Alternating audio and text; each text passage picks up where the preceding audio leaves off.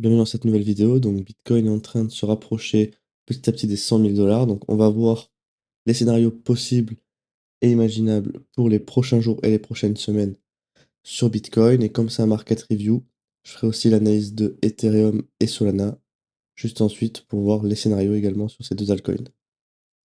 Avant de commencer la vidéo, je vous invite à nous suivre ici sur YouTube et d'activer la cloche de notification pour être averti des dernières analyses publiées. Également, vous pouvez liker la vidéo pour me soutenir. Et n'hésitez pas à commenter si vous voulez que j'analyse d'autres assets que ces trois-là. Ça peut être des finances traditionnelles ou des cryptos comme des altcoins. Ça, c'est vous qui choisissez. On va commencer la vidéo par l'analyse de Bitcoin sur le daily. Donc le weekly, j'ai déjà fait dans la vidéo de début de semaine. Donc si vous voulez plus d'informations sur le weekly, vous pouvez aller voir la dernière vidéo que j'ai sortie. Donc là, le daily, ce que j'expliquais, c'est que donc on a eu enfin un choc haussier sur Bitcoin. C'est-à-dire qu'on est sorti depuis maintenant, alors ça doit faire depuis le 21 novembre qu'on était dans du complexe pullback de cette jambe de baisse qui était compris entre le plus haut de cette jambe ici et le plus bas. Donc tout ça, c'était du complexe pullback, très peu intéressant à trader. C'est vraiment une zone qui ne nous intéressait pas sur Bitcoin. Là, ce qu'on peut voir qui est intéressant, c'est qu'on a eu un choc haussier, donc on peut maintenant avoir des scénarios possibles sur Bitcoin qui actuellement, on aurait un scénario de longue qui serait à ce niveau-là. Étant donné que on serait toujours au-dessus du point de choc futur qui est à ce niveau-là, on peut chercher des longues dans cette zone pour potentiellement chercher plus haut.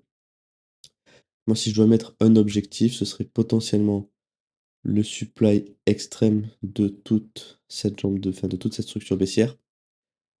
Donc là, on pourrait revenir ici pour continuer le swing pullback dans cette zone. En tout cas, c'est le scénario actuel que j'ai sur Bitcoin. Après, là, il faut être vigilant, c'est qu'on est dans une structure qui est baissière, comme vous voyez ici. Donc on a eu un pullback, et après un pullback, on s'attend à un swing run final. Donc potentiellement, on est revenu dans une zone en plus qui est déjà intéressante pour un swing pullback parce qu'on est revenu dans la zone discount de ce range. Donc on a potentiellement fini aussi ce swing pullback. Après, on a quand même une grosse impulsion haussière, donc on peut se dire aussi que ce POI va être maintenu. De toute façon, il faut attendre plusieurs confirmations pour chercher des longs. Là, vous n'allez pas rentrer au marché comme ceci avec un stop loss là et une target ici. Ça, c'est ce qu'il faut savoir, c'est que vous allez attendre des confirmations dans d'autres time frames pour vous confirmer que ce POI va susciter une réaction et donc potentiellement chercher un long là-dedans. Après, comme je montrais aussi sur le début de semaine, c'est qu'on a beaucoup de liquidités sur Bitcoin. Donc tout ça, ça va peut-être un jour attirer le market maker. Donc il faudra être vigilant. On peut voir qu'on est à chaque fois en train de liquider les gens qui shortent à la hausse. Mais peut-être qu'un jour, on va liquider les gens qui long, surtout si les gens commencent à s'emballer. Je pense que si Bitcoin reprend les 100 000 dollars, ça va être un peu les gens qui vont commencer à FOMO, retour en bull run, etc. Alors que si on regarde, on serait toujours en structure baissière dans le POI extrême, enfin, dans le supply extrême de toutes ces structures baissières. Donc au final, peu de probabilité de acter un retour en bull run juste avec les 100 000 dollars. Pour moi, si on veut vraiment que Bitcoin reparte en tendance haussière durable, il faut déjà retourner la structure à la hausse. Parce que normalement, ça veut dire qu'on repassera dans une tendance haussière où on peut essayer de casser des sommets. Là, pour le moment, on est dans une dynamique baissière.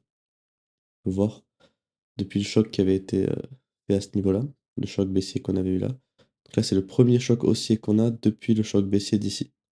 Donc ça, c'est déjà un petit signal qu'on peut continuer un peu notre rebond. En tout cas, c'est tout ce que j'ai à dire sur le daily. Là, il faut vraiment attendre un retour ici, mais pour le moment, tout est haussier pour faire un rebond potentiel et revenir combler le FVG ici. Moi, la target, c'est vraiment de combler ce FVG. Si on le comble avant le POI, retour dans le POI, il sera plus valable de toute façon, parce que le choc futur va remonter. On va continuer avec le H4. Donc sur le H4, on a eu. Alors d'ailleurs, je sais pas c'est pourquoi on voit cette structure daily sur le H4. Ah, ça doit être la structure weekly alors. Voilà. Alors ici, est-ce qu'on avait eu un swing pullback suffisant? En termes de bougie, oui. Est-ce qu'on a retracé de plus de 30%? Ici, on n'a pas eu les 30%, donc ce swing pullback n'est pas valide, donc on a juste étendu la structure pour moi.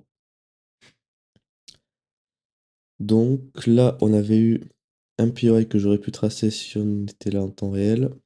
Par contre, il n'a pas été maintenu. en l'occurrence. Celui-là n'est plus valide parce que, comme vous avez vu, si on remet dans des PY ici, bah, l'order flow est baissier. Et donc là, si on zoome un petit peu,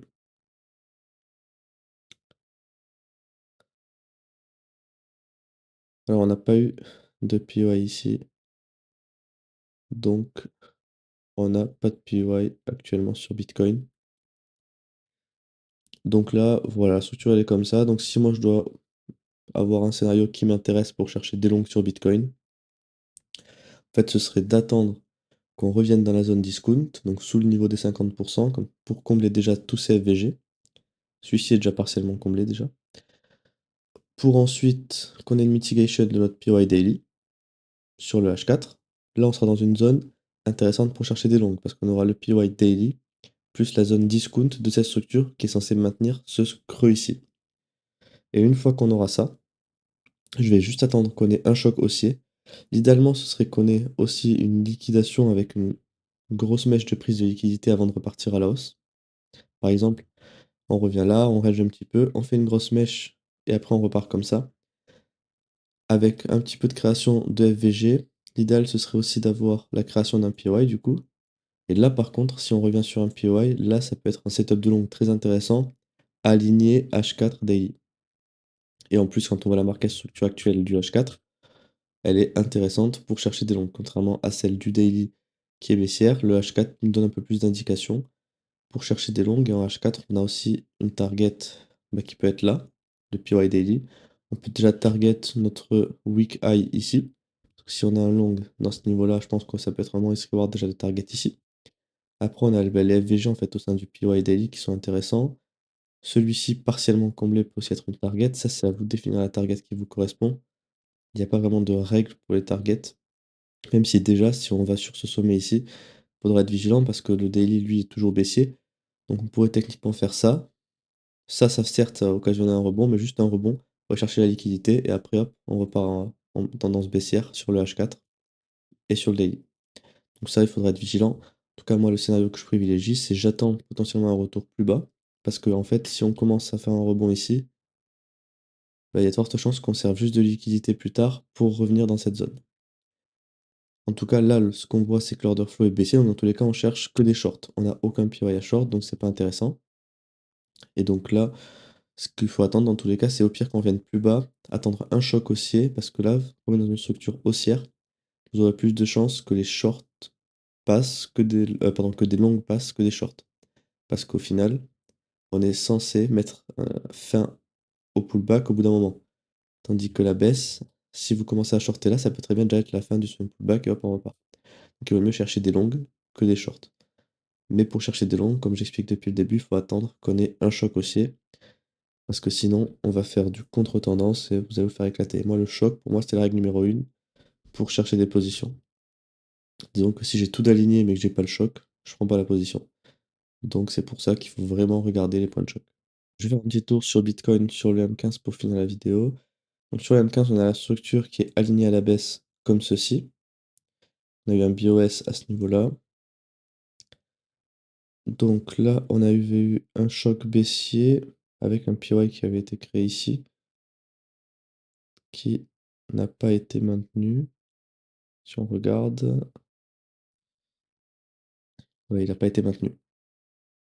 Donc là, on a le PY Daily, structure qui est baissière. Donc en fait, aussi, ça peut être intéressant, c'est d'attendre que le M15 fasse structure baissière. Et au bout d'un moment, la structure va devenir plus petite. Là, quand on a une structure qui est comme ça, elle est un peu gigantesque, vous voyez. Donc c'est un peu compliqué de retourner cette structure à la hausse. Par contre, au bout d'un moment, on va bien avoir des pullbacks et des swing runs qui vont faire qu'on peut avoir une petite structure comme ceci.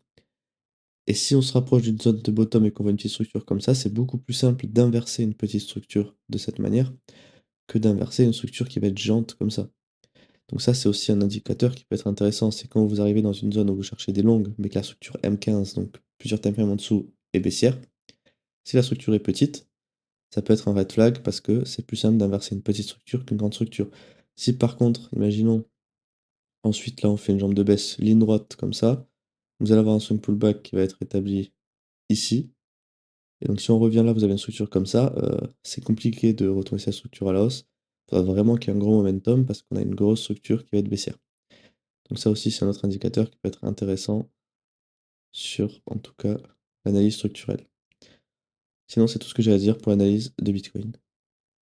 Pour continuer la vidéo, je vais continuer avec l'analyse d'Ethereum. Donc pareil, hein, je vais commencer par le daily parce que le weekly, je l'ai fait en début de semaine.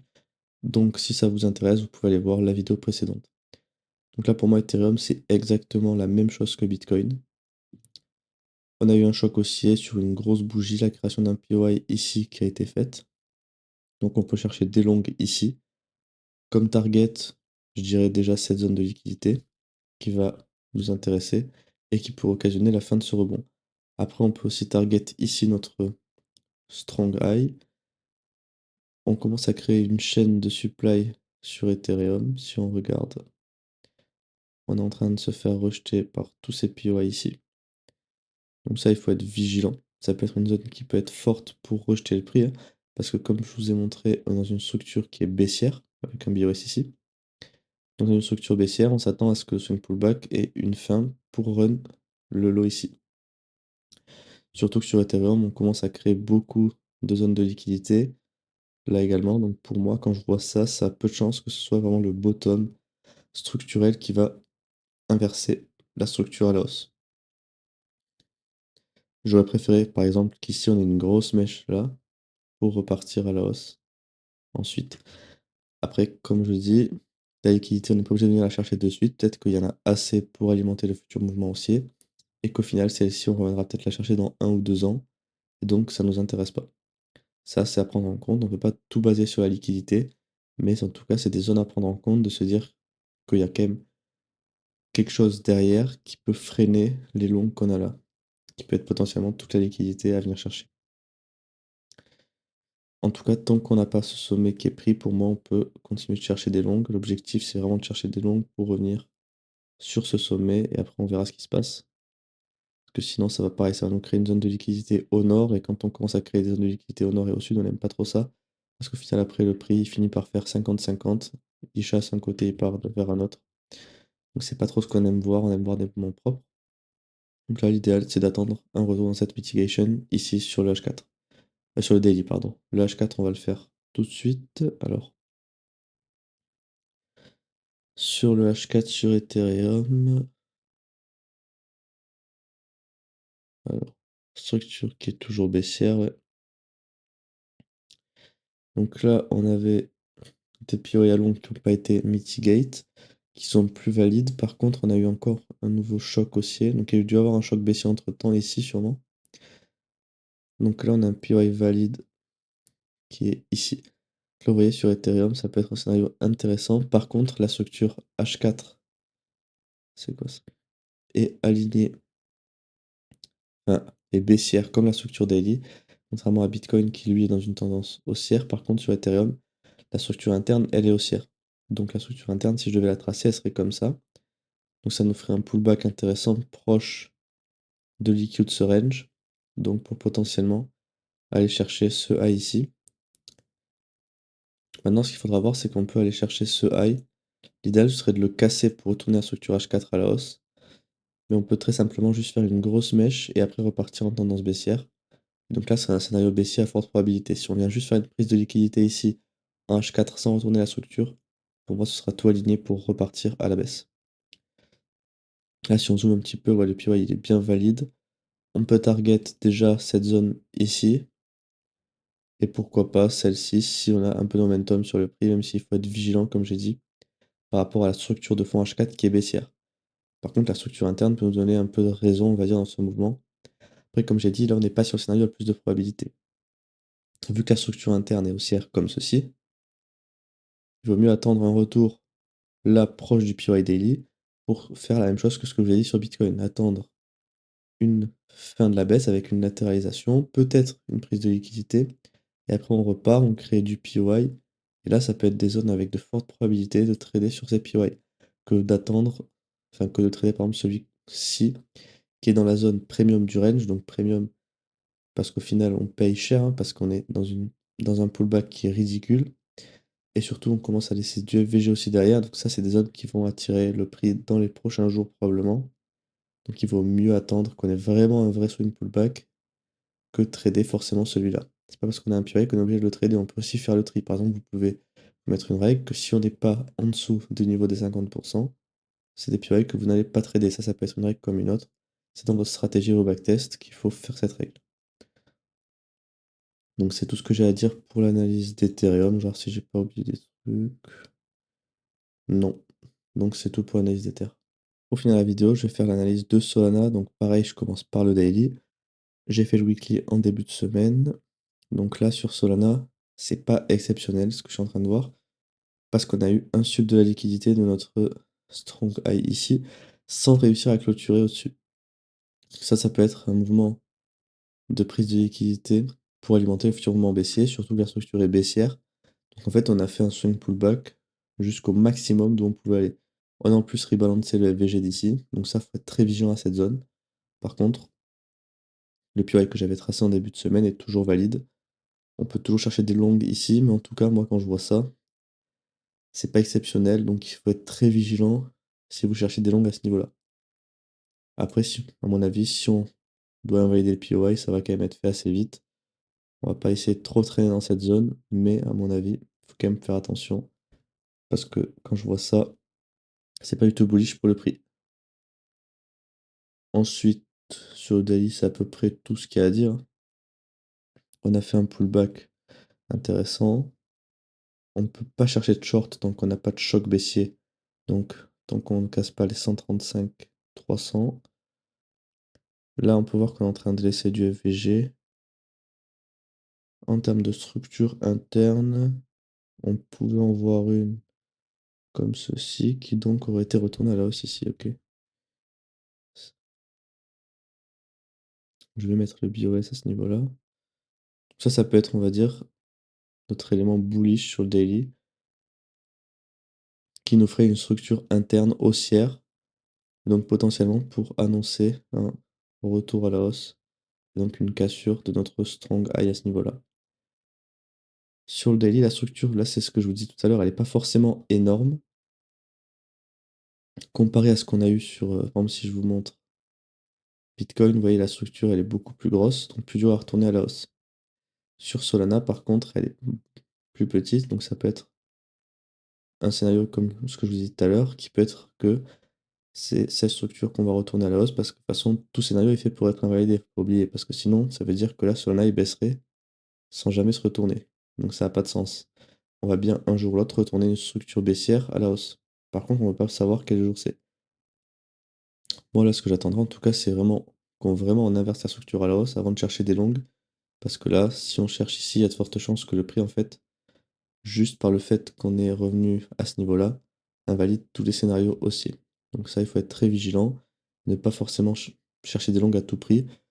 Là, les scénarios qui ont le plus de probabilité, c'est vraiment d'attendre un choc baissier pour chercher des shorts. Après, il faut aussi regarder Bitcoin et Ethereum, surtout Bitcoin, parce qu'en fait, tous les altcoins, au final, sont liés à Bitcoin. Si aujourd'hui Bitcoin prend plus de 10%, vous pouvez être sûr que Solana, il va retourner sa structure à la hausse et casser ce niveau-là. À mon avis, il y a très peu de chances que ça n'arrive pas si vous avez une énorme bougie sur Bitcoin. C'est pour ça que sur le marché des cryptos, il faut surtout avoir des Bitcoins.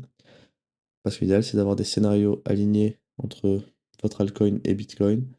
Ça peut être des scénarios qui ont plus de probabilité. Et dans l'occurrence, on n'a pas trop des scénarios alignés sur les deux. Si je dois aller voir le H4, alors le H4 de Solana, il avait la structure similaire, la même structure que le daily, et elle a été retournée à la hausse. Ça peut être un premier élément déjà haussier qu'on peut avoir sur Solana. Donc là, le BOS il a été fait ici. Et donc, on a un POI H4 ici, donc POI extrême de cette jambe de baisse qui est compris entre cette jambe d'os qui est compris entre le plus haut de la jambe de hausse et le point de choc futur. Donc là, ça peut être une zone intéressante pour chercher des longues qui nous donnerait en plus un swing pullback de cette structure haussière valide parce qu'on arriverait à plus que 30% à ce niveau-là. Ça peut être une zone intéressante. Là déjà, le POI H4 est plus intéressant. Après, comme on a le POI Daily dessous, ce que moi je privilégie là dans ce scénario, ce serait vraiment d'attendre un retour plutôt ici, d'attendre un choc haussier, parce qu'en fait, même si ici on a un rebond dans ce POI H4, ça peut être juste un rebond qui revient travailler cette jambe de baisse, pour ensuite servir de liquidation et venir dans le POI daily. Donc ça, c'est un scénario qui est aussi probable, qu'il faut faire attention quand on a 2 POI qui sont imbriqués comme ça. Pour moi, ce qu'il faut attendre, c'est un retour dans le daily. Et comme on a quand même eu un combo baissier sur le daily, c'est d'attendre un choc haussier avec la création de POI. Et là, on pourra chercher des longues. Et là, on aurait quand même plusieurs confirmations sur le H4 et le daily qui nous donneraient des probabilités de réussite dans le long dans cette zone. C'est pour ça qu'il vaut mieux patienter que chercher à tout prix un long dans ce POI H4. Parce qu'avec ce que j'ai vu sur le daily, on a quand même des scénarios baissiers qui peuvent être aussi vraiment intéressants. Donc là, après, bon, les targets, ce serait évidemment le A ici. Et si on doit se dézoomer, ouais, on est revenu dans ce FVG. On a du FVG à combler, donc on peut continuer un peu plus haut dans les targets H4. Ça, il n'y a pas spécialement de limite. En tout cas, c'est tout ce que j'ai à dire. Alors la structure interne, elle est aussi haussière. Sur ce je vais juste tracer le BOS ici, que j'ai oublié de tracer. Donc si je dois tracer la structure interne, elle serait comme ceci. Donc au final, vous voyez que si on revient dans le Pure Daily, c'est aussi des fortes probabilités de rebond dans cette zone au vu de la structure interne à cette structure haussière. Donc c'est tout ce que j'ai à dire pour l'analyse de Solana. Surtout soyez prudents, vous avez vu, il y a des scénarios haussiers, mais il y a quand même aussi pas mal de signaux baissiers dans l'analyse structurelle, donc il faut vraiment faire attention sur ce que vous allez faire dans les prochains jours. Je vous remercie d'avoir regardé cette vidéo, surtout n'oubliez pas de vous abonner à la chaîne, d'activer la cloche de notification pour être averti des dernières analyses publiées pour ne rien rater sur le marché. Vous pouvez également liker la vidéo pour me soutenir et utiliser l'espace commentaire pour faire des suggestions d'analyse, comme des assets que vous aimeriez voir dans les vidéos. Ça peut être n'importe quel type d'asset, ça peut être du S&P 500, ça peut être du Forex, ça peut être l'or comme j'avais déjà fait dans une précédente vidéo. Tant que l'asset est analysable, je peux analyser. Vous pouvez aussi mettre vos altcoins préférés, ne vous inquiétez pas, je peux tout analyser. Tant que les graphiques sont sur TradingView, bien sûr.